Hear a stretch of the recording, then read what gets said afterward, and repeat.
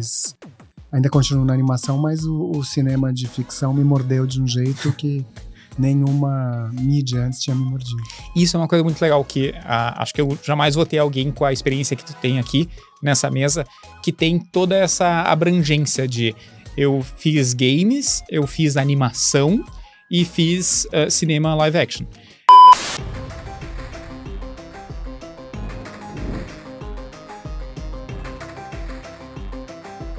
Bem-vindos de novo ao Chips Podcast. Hoje eu tenho alguém que eu tô realmente nervoso para entrevistar. Alguém que eu admiro muito, que eu conheço há muitos e muitos anos. Ela já foi presidente da Associação de Games, já foi presidente do time de animação. Vocês podem ver que eu tô gaguejando para falar por isso, porque ela é incrível e hoje ela é cineasta e comediante. Comigo eu tenho Ale Machado. Prazer estar aqui, não sei por que você tá nervoso, a gente se conhece há tanto tempo, a gente é amigo, a gente foi pra feiras e mais feiras juntos.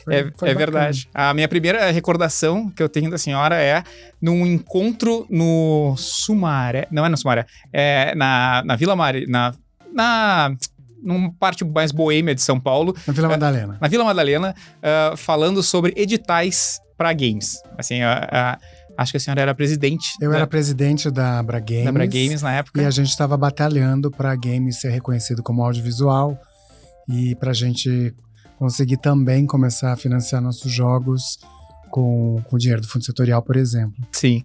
Então deu certo, né? Acabaram rolando alguns. Deu muito certo. E foi uma coisa incrível, porque eu nem sabia que existia essa opção, essa forma de trazer recurso, né, para os jogos. Tava tu e a Eli. E foi um novo universo, né? Obviamente que vem cheio de preconceitos e questões de como é que game tem que ser feito de outra forma e tal, mas foi ali um momento que mudou, assim, o meu entendimento de formas de se trabalhar. E quem era aquela pessoa que já estava há tanto tempo, já sabia como funcionava, então eu fiquei muito curioso com relação a isso e achei incrível que, na verdade, ela não era uma pessoa dos games, ela vinha da parte de animação, ela vinha... Na verdade não, né? Eu comecei a trabalhar, minha carreira começa com games. Uhum. Fiz um jogo lá atrás, que era o Enigma da Esfinge, sim, que tinha muita cara de animação também. E eu fiquei muito tempo nos games até conseguir ir pra animação. Como que realmente começou a tua carreira? Eu vi que tu foste professora também. Tu foste professora do início da faculdade de games? Não, a primeira coisa que eu fiz assim que eu saí da faculdade, eu trabalhei numa empresa que fazia multimídia. Não era exatamente games. Uhum. E por conta disso eu embalei nos games. Durante a faculdade eu trabalhei num estúdio que fazia animação. Faziam episódios pra Disney. Faziam Pateta e acabaram fazendo Aladdin. Eu fiz uns 3 episódios do Aladdin. Caramba. Daquela série, não? Sim. Logo da série do Aladdin. O filme, eu lembro. Uma série. Que era a mesma arte, mesmo estilo de arte. Não tão cuidadoso a animação, não tinha tanto recurso pra isso. Sim. Mas era muito semelhante à animação, né? Uhum. E ali eu aprendi a animar. Isso eu usei pra fazer meu primeiro jogo, que foi o Enigma da Esfinge. E fiquei em jogos até o começo de 2000, assim. Ali que eu comecei, em 2002, eu fiz meu primeiro curta. E aí a animação me engoliu completamente. Eu acho incrível isso, porque a minha dúvida é, tu de fato foste professora na Anhembi Morumbi? Fui, mas eu fiz depois que eu já tinha feito games e já estava no meio da animação. Eu comecei a dar aula na Anhembi em 2005. 2005.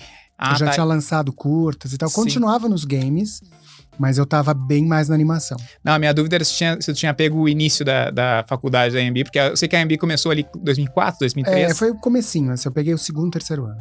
Entendi.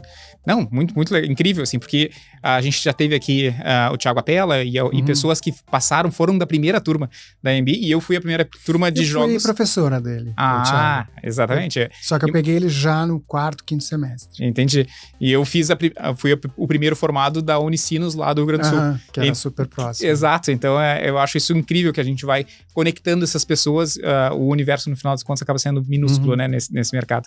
E eu queria saber exatamente como foi a tua experiência no mercado de jogos. Assim, quando tu começaste, como é que foi, se tu já montaste a tua própria empresa, se tu trabalhaste com alguém, como foi essa história?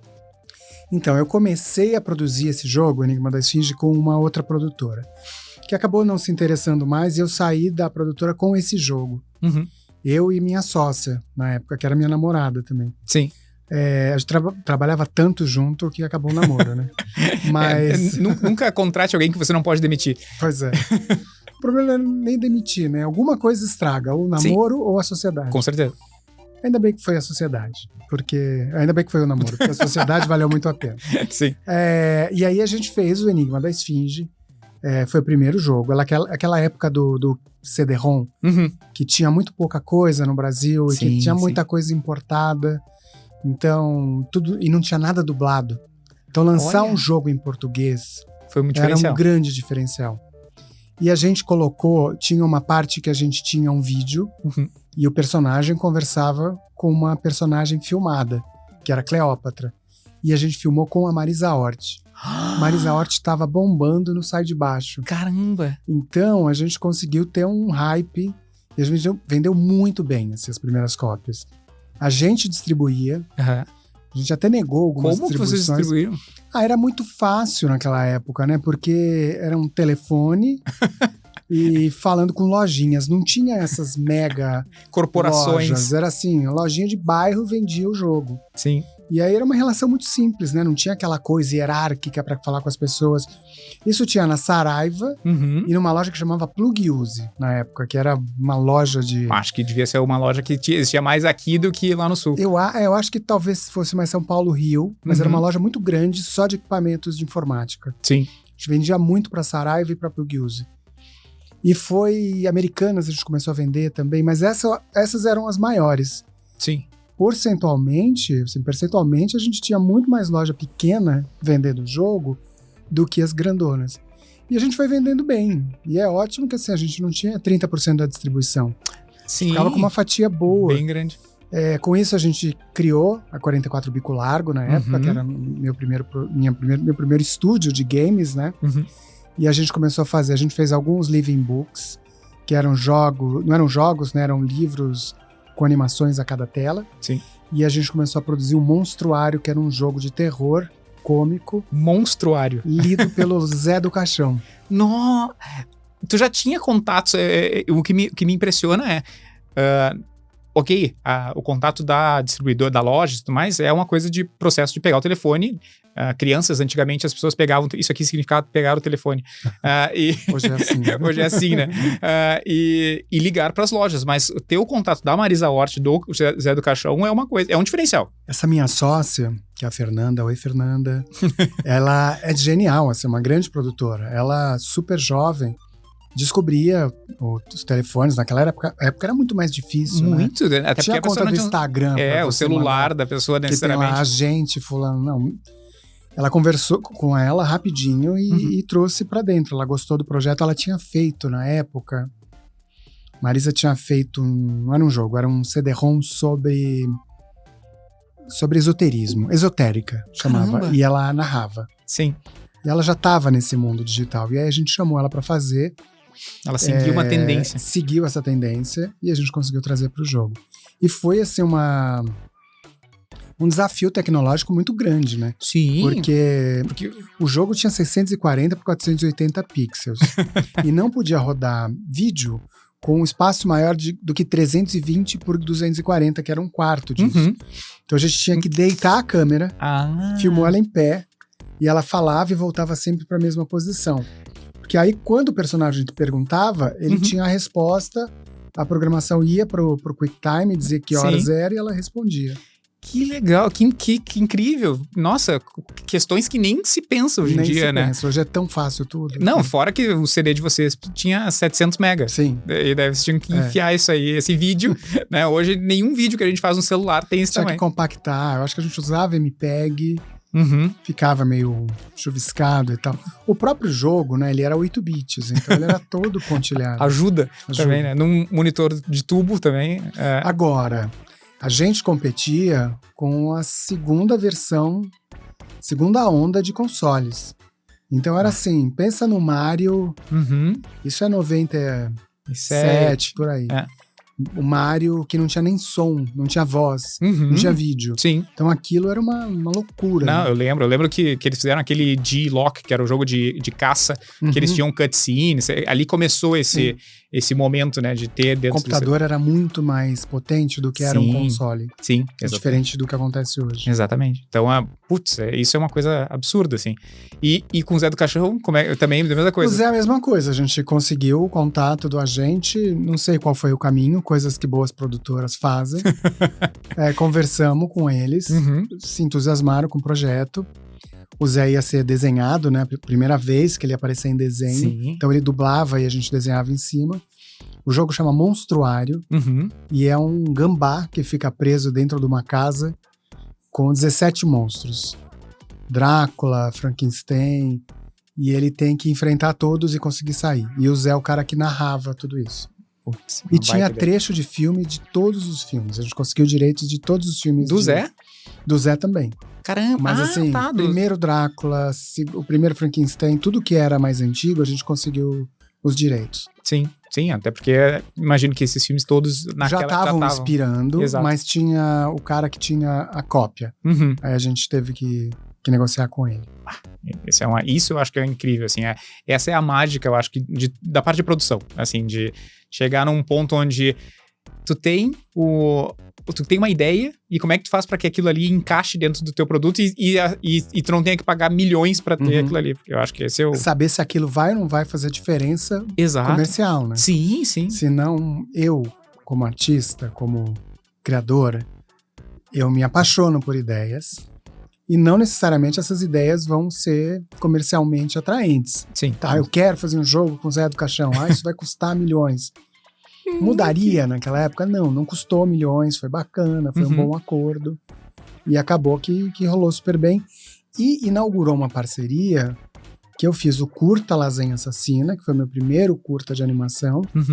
E recentemente o Lasanha Assassina um longa, que ainda é inédito, a gente ainda não distribuiu. Olha, eu sei que a tua linha de terror é uma linha que tu gosta bastante. Terror comédia.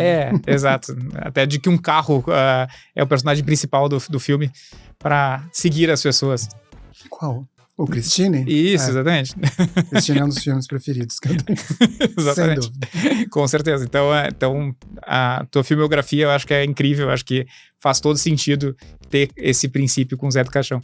E como que acontece de vocês criarem a produtora de games de vocês? Ali já existe uma sinergia entre games e animação, mas entre 90 e poucos e 2011, 12, 13, que acho que foi quando tu foste presidente da Abra Games, tem um grande espaço, né? Como que isso aconteceu? Como que tu chegaste até a Abra Games? Eu sou fundadora da Abra Games ali na primeira onda. E essa primeira onda é 2003. Mas não como presidente. Não, o presidente foi o Jeff. Isso, lá de... Mas eu era da diretoria e fui fundadora. Ah, tá. Naquela época, a gente precisava conversar com os ministérios. Sim. Ministério da Cultura, principalmente. E a gente precisava de uma organização de classe para falar em nome de uma classe e não só pessoas chegando lá falando, eu acho isso, eu acho aquilo. Sim. A gente se organizou e foi muito positiva naquela época. Em 2012... a gente teve que renovar, que era um outro momento. De 2003 a 2013, o audiovisual tinha, assim, dado um salto. A produção de filme explodiu, o fundo setorial foi criado. Sim. Então, tudo isso pro audiovisual foi construído e o game estava ali, engatinhando, batalhando, competindo com games internacionais. E aí, quando eu voltei para a Abra Games, foi a minha pauta. Tentar fazer a gente ter ser olhado como se a gente fosse produtor, né? Produtor de audiovisual, produtor de cultura, né? De entretenimento. Não, e sair daquela visão do software, né? Sim. Simples, né? Claro que é software, mas... Não, mas muito... eu sei que durante muito tempo, até a taxação, né? Era super alta. Não, e era bizarra, tipo... A gente chegou a ter questões de trazer dev kit que ficava parado na alfândega porque eles não sabiam nem como taxar, nem o que era, nem como fazer esse processo, nem a gente que pedia, nem a Sony, PlayStation, com o Microsoft com o Xbox como entregar, como documentar as coisas para ir adiante. Então, eu sou uma das pessoas que tem sempre a bandeirinha da Abra Games no meu coração, porque eu acho que ajudou muito e nos aproxima, né, também. Acho que é uma